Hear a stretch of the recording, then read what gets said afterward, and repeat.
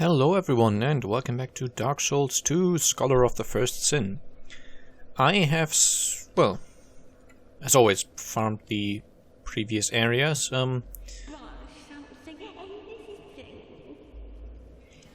Let's buy something from the old lady. I'm mostly interested in this Pharaoh's Lockstone.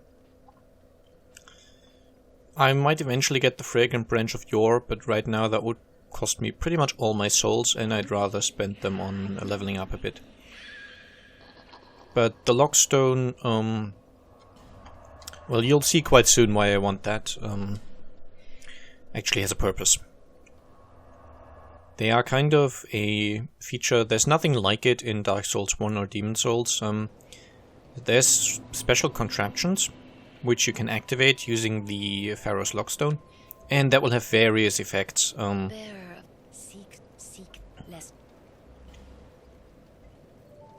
Silly dialogue. It might open secret doors. It might activate bridges. It might activate poison spouting from the ground. Quite varied, but yeah. Okay, I'm okay with fairly low vitality. I have 900 health, so that's kind of okay for the moment. Endurance affects my stamina. Let's put a few points into that. Put it to 10, so that way I'll have 100 stamina. And it also gives me some extra poise. And extra poise basically means it's more difficult to interrupt me, essentially. I do not need attunement. I have no interest in casting spells, at least for now. Maybe at some later point I will spec enough to cast maybe 1 or 2 spells. You generally don't have to be as careful with your stat points as you do in Dark Souls 1, because you end up leveling up a lot more. Level ups are cheaper, it doesn't get as expensive as quickly, and you end up getting a lot more souls, so you basically reach much higher soul levels than you do in the first game. So in the first game, maybe at 150 or so, you'd usually be pretty much done with your character. If you're going to PvP, the level it usually played out at was level 120, so yeah, and in this game you can easily reach level 300, 400, especially because the online matchmaking is no longer relying at all on the actual level of your character. It relies solely on how many souls you have acquired. So if you keep getting souls and losing them because you die, or if you keep getting souls and spending them on upgrades and arrows and healing items and whatever else, it doesn't matter. You don't have to spend them on level ups to basically be matched up with stronger opponents in the online multiplayer.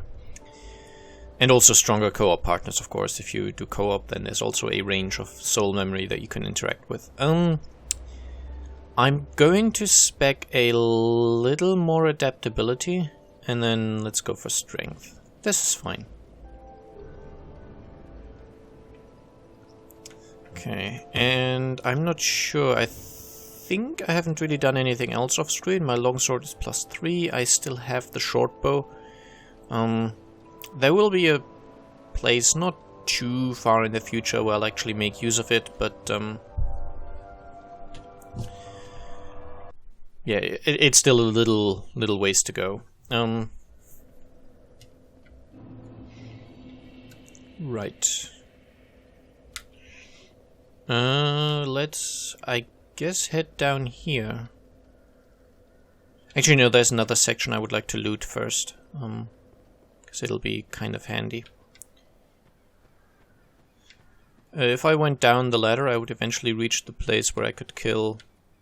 Where is he? What? There's supposed to be an archer over there. Maybe he's not loaded in. But yeah, you remember the archer who kept shooting at me while I was doing the farming here. But where I actually want to go now is down here. Okay. And... wow.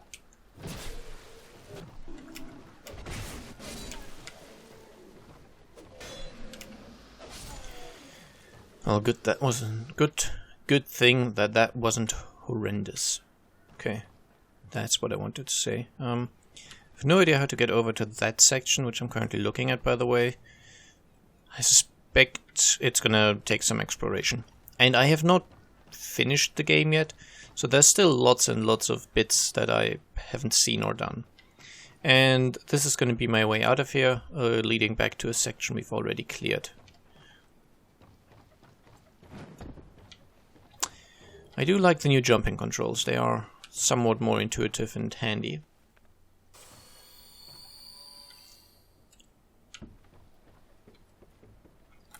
Okay, you next.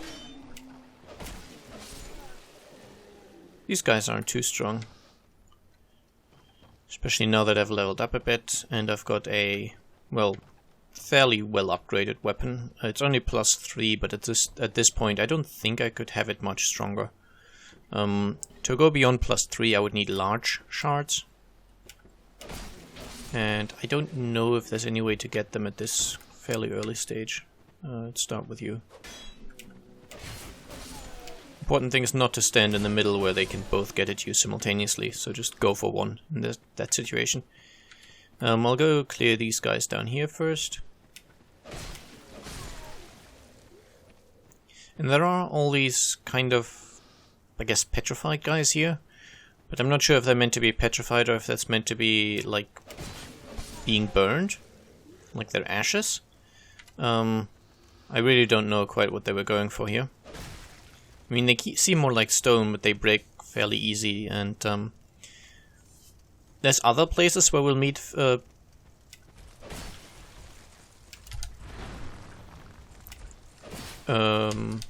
petrified enemies. Okay, the other guy's coming for me. Ow. Ow. It's very bad to get caught in combos in this game.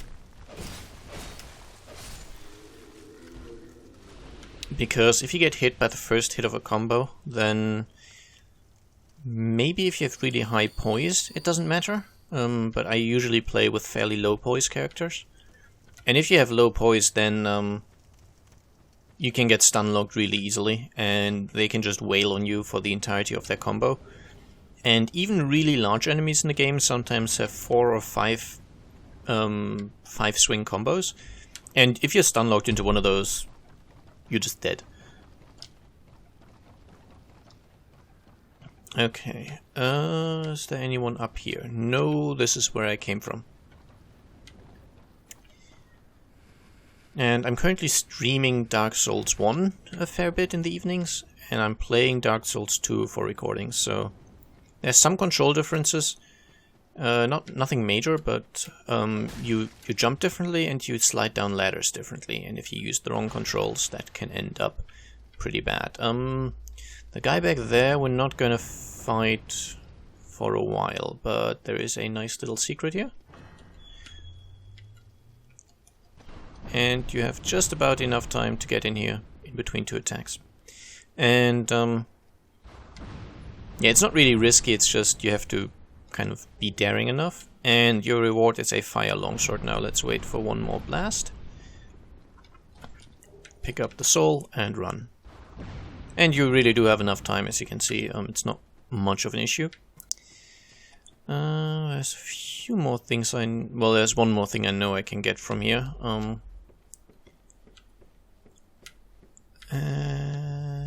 I might not make this the first time. Okay, that was fine.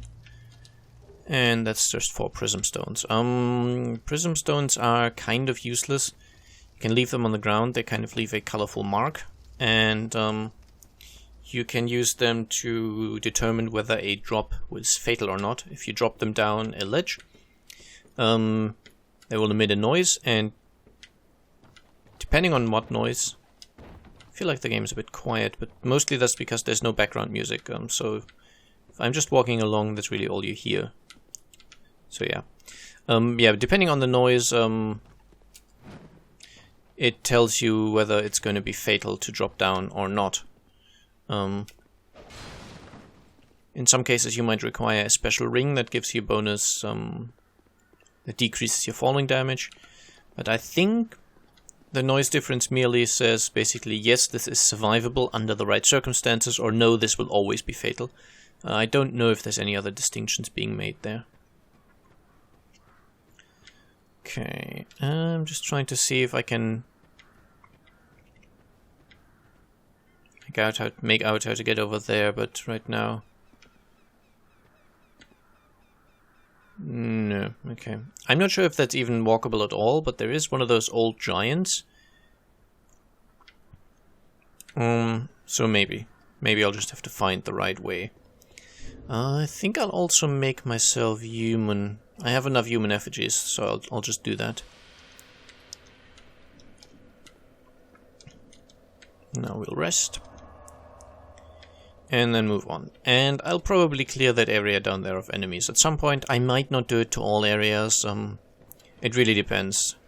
Eventually the amount of souls I get really isn't worth it, but again, we'll see.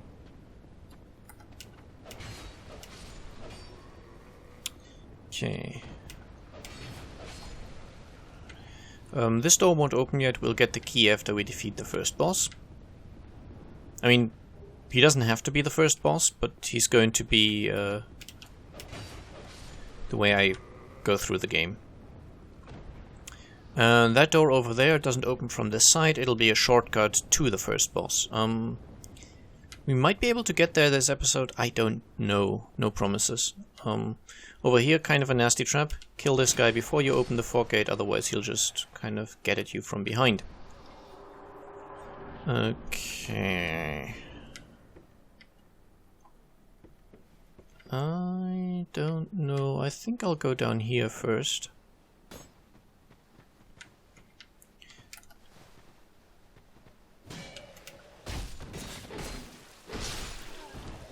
Okay, there's one guy right behind the corner here. I think that should be enough to lure him. He only has a knife, so he's not that difficult. And up the ladder. I'll try to loot everything in this area before moving on. The annoying bit is that there's two guys sniping at you here.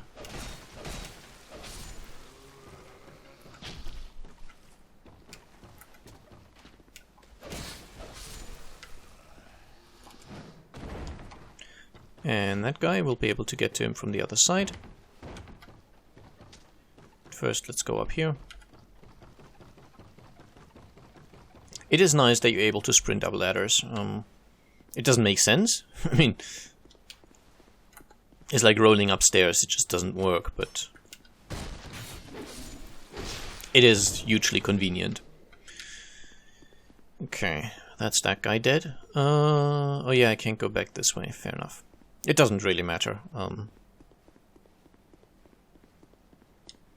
Because I can go this way.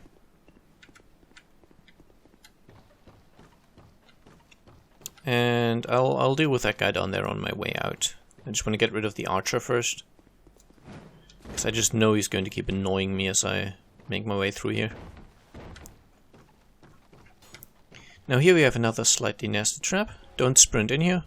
Wait for that boulder to go by.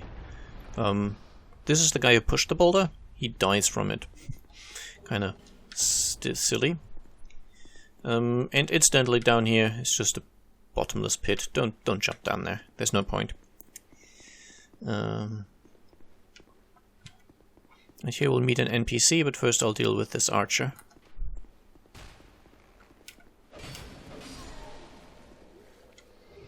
And here's an ember herb, which restores spell uses, so it's kind of pointless for me. Okay, let's talk to this guy. Oh, I'm sorry. I was just daydreaming, I think. My name is Kale. I'm a traveler, like yourself. I'm navigating the continent to create a map. We'll have to talk to him quite a bit. It's kind of tedious how the game does that, but basically if you meet an NPC, talk to them until they've repeated a line. That way you know you've currently done everything you can with that NPC. Why cartography, you ask? Well, that's a good question. When I first came into this forsaken land, it was a curse? Something about a curse? How embarrassing. I seem to have lost my focus. But I do know one thing for certain. I have always been very fond of maps. So this guy's basically in the process of going hollow, which the way it works is basically as an undead loses their purpose in life, or something to strive for, or any way you want to phrase it. Basically they lose their purpose, and so they kind of go insane and eventually become, well, like the enemies we fight all over the place. They're just kind of soul-starved madmen. I think that's how Demon Souls phrased it, but the concept remains the same. The only thing that remains is basically the desire to gather souls, because somehow, while they forget everything else that makes them human, they do not forget that they need souls, so that's why they're also aggressively trying to kill you, because you have souls. I mean, they also try to aggressively kill you if you have 0 souls on you, but yeah, that's not. I came to this land some time ago. Drangleic, the Lost Kingdom. It sounded so romantic. Have you seen Majula? Oh, there's a rather spacious mansion there. I've made it my temporary home. Well, as something of a squatter, I'm afraid. Inside the mansion, I found a strange map, like none I'd ever seen. I believe that it's a map of Drangleic. Now I'm traveling the land to prove it. Yes, that's it. That's why I came to the kingdom. Wait. No. That wasn't it. Then what? I don't seem to recall. Incidentally, for anyone wondering how long I'm going to wear this ridiculously ugly armor set, a little while yet. I think after the second boss you get access to the Drangleic armor, and I think I might switch to that because it looks a lot nicer. It's one of those, I think it's one of the ones you could play in the network tests. But yeah, for the moment you have to keep staring at this really not good looking set, especially the top looks terrible. But yeah, it's fine. Were you looking for that map? Wonderful. Then you're fascinated by maps, just like me. Shame on you. You should have told me before. Here, take this. A key to the mansion. What a joy to meet a kindred spirit out here. Incredible, really, isn't it? Such a map to be chiseled in stone. Oh, but one thing. I would not venture deep into the mansion. Now, I can't be certain, but I've heard disturbing noises. Something about it feels wrong. Just be careful, please. See how deeply annoying the dialogues are? There's just so long, but you keep having to press talk in between anyway. Let me just quickly go to game options. I'll make the voices, I'll make everything one tick louder. I think it's a little quiet. I'll be back in Majula soon. Perhaps we will meet again and discuss maps at our leisure. Yes. I'll be back. Okay. And that's his dialogue done, at least. At last, rather. Well, also at least, but yeah, let's... For heaven's sake, let's be condescending about this. So we'll see what he's on about that map chiseled in stone and all that in a moment. Or in a bit, maybe. Want to do some stuff still. I know there's 1 or maybe 2 items still left here. Not sure if there's anything meaningful here. No, I don't think so. How could that be a miss? And I also hate how I don't So who's shooting me? Oh, I know who's shooting me. It's the guy from up there. You can see him. Just underneath the ring icons, underneath my stamina bar. That's where he is. Okay, let's take a sip and go down here.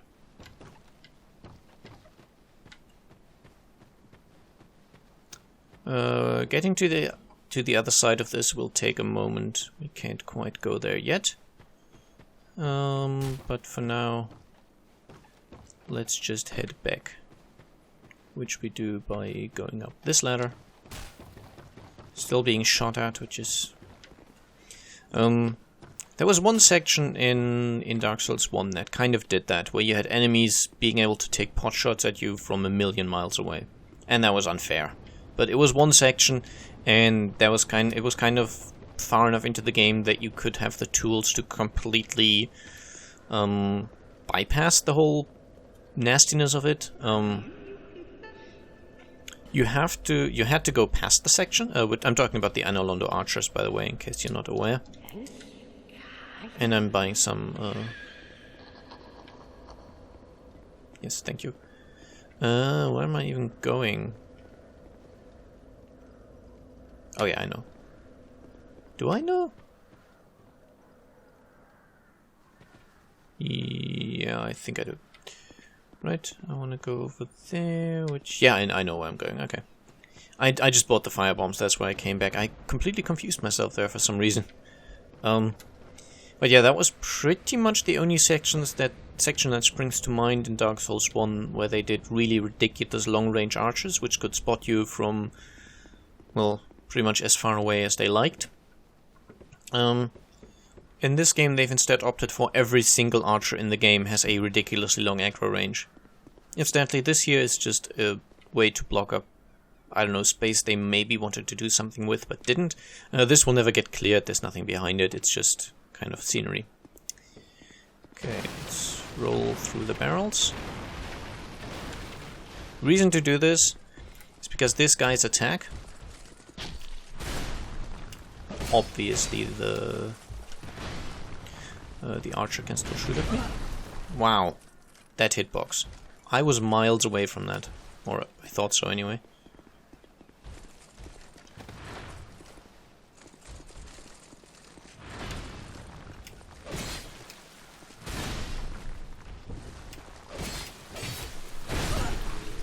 Okay, fine, I'm still alive. That's what counts. That guy's still taking pot shots at me, which... I just hate how they made that. I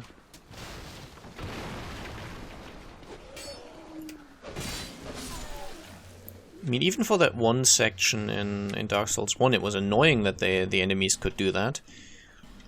But at least there you could bypass it fairly well, and it wasn't too bad. And here, it just happens all the time, because it's one of the kind of major gripes I have with the game, that they decided at some point... well, it all started when in an interview one of the developers said something like, we want to make the game more accessible.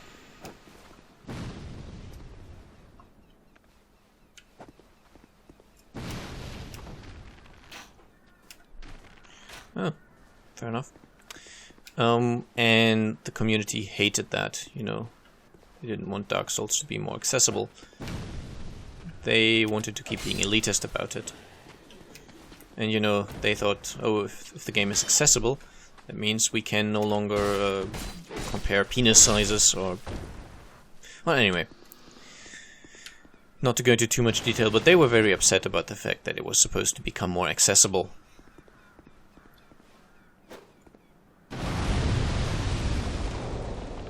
And this is a nice little shortcut. Might as well use some arrows while I have them.